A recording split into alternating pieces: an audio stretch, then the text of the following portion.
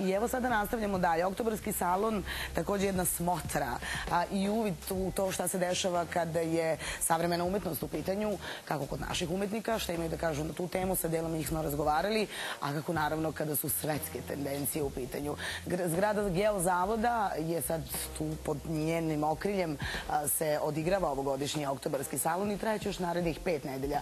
Mi u dogovoru sa delom tima Oktobarskog salona odlučili smo da vam svake srede u vreme trajanja ove smotre prezentujemo nekako biografije umetnika koji se svojim radovima pojavljuju. Hajde da vidimo, njih troje će vam večeras biti predstavljeno. Eto nas, hvala tebi.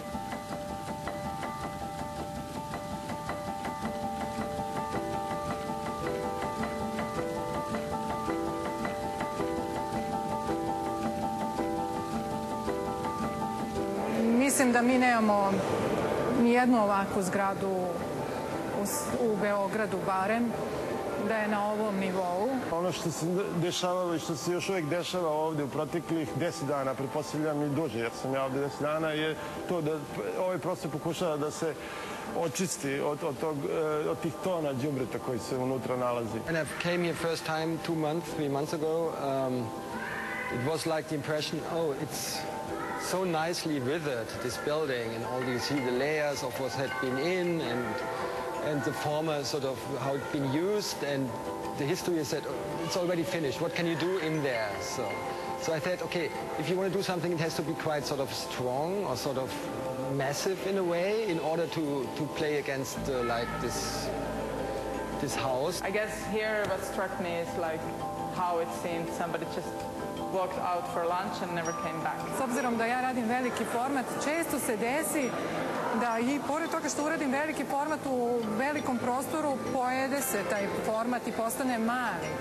Zbog toga mi je bila velika strepnja u vezi prostora, ali mislim da je profunkcionisao u odnosu na samu kupolu i na samu salu ova slika. Slika je rađena, bila je već pri kraju kada je Branko Dimitrijević i Mika Hanula, kad su me pozvali, oni su znali za ovaj rad i oni su me pozvali sa već gotovo završenim radom, tako da smo se uklapali prostor i ja. All the birds here in these piles are actual lost pigeons from pigeon fanciers around Ghent, and they have these racing birds which they send on a race, and they often don't come back, which is a part of this sport. Phone number, normally in Ghent you would call this number, you would hear a conversation between me and a fancier, but now you can listen to it from this phone. We talk about basically the economy of like where the birds go and how do you define the value of a pigeon. The other one is a portrait of a group of poker players that live in Bangkok. They gamble professionally and they do it online. There's maybe 100 or 200 poker players in Bangkok, but then this group of friends was quite tight, and especially I followed their kind of inner rules and how they operate, how their social life operates. And it's pretty much based on the rules of poker. Iza mene se zove, izvini mama što nisam izbacio đubre.